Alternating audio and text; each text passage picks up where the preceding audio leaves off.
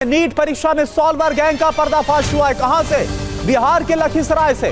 बिहार के लखीसराय से 24 अभियुक्त गिरफ्तार किए गए हैं। 30 लाख में दूसरे की जगह परीक्षा देने का सौदा कर लिया गया।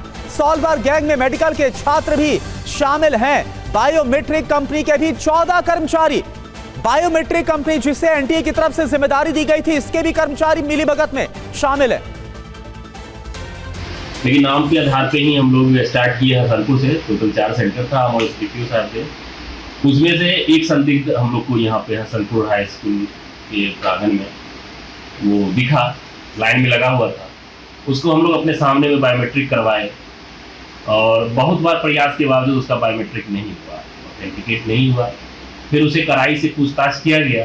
पहले तो बहुत देर तक इधर उधर का बात किया, लेकिन बाद में वो बताया हम बदला में बैठे हैं। फिर उसके बाद एक कड़ी से दूसरे कड़ी जोड़ते इतना टोटल 7 वहाँ पे स्कॉलर पकड़े गए हैं जो केंद्रीय विद्यालय में। और चलिए अब आपको बताते हैं कि नीट परीक्षा के बीच सॉल्वर गैंग का कैसे भंडाफोड़ हुआ और कौन कौन अभी तक पकड़ा गया है। बिहार के लखीसराय में सॉल्वर गैंग पकड़ा गया। 3 परीक्षा केंद्रों से सॉल्वर गैंग पकड़ा गया। सॉल्वर गैंग से जुड़े 24 लोग गिरफ्तार अभी तक किए गए। बायोमेट्रिक कंपनी के 14 स्टाफ भी शामिल हैं, ऐसी खबर आ रही है। परीक्षा में बैठने के लिए 30 लाख में यह पूरा सौदा किया गया। सॉल्वर बिहार और यूपी के मेडिकल कॉलेज के छात्र बताए जा रहे हैं। गैंग का सरगना अर्पित गया मेडिकल कॉलेज का छात्र है।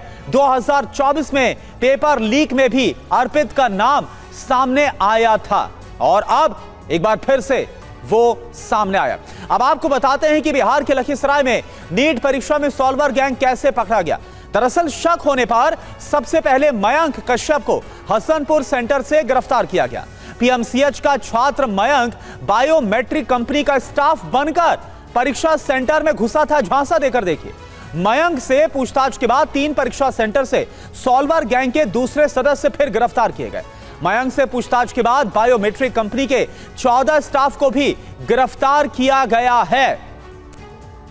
और देखिए, पटना से संवाददाता रुपेश कुमार हमारे साथ लाइव जुड़े हुए हैं। रुपेश, बहुत ही हैरानी की बात है कि सुरक्षा के कड़े बंदोबस्त किए गए थे, भारी संख्या में सुरक्षा बल को शामिल किया गया, लेकिन उनको भी चकमा देकर बायोमेट्रिक स्टाफ के साथ मिलीभगत करके ये लोग अंदर दाखिल हो गए। देखिए करुणा, इसी को कहते हैं तू डाल डाल तो हम पात पात। सरकार अपनी तैयारी कर रही है। वायुसेना के विमान से प्रश्न पत्र लाया जा रहा है। इतना हंगामा बरपा हुआ है।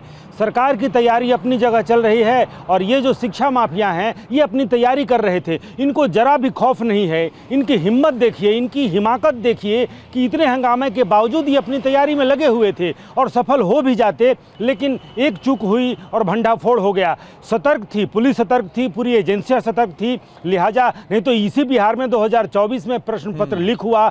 प्रश्न पत्र लीक होने के बाद से परीक्षा रद्द हुई, इतना हंगामा हुआ।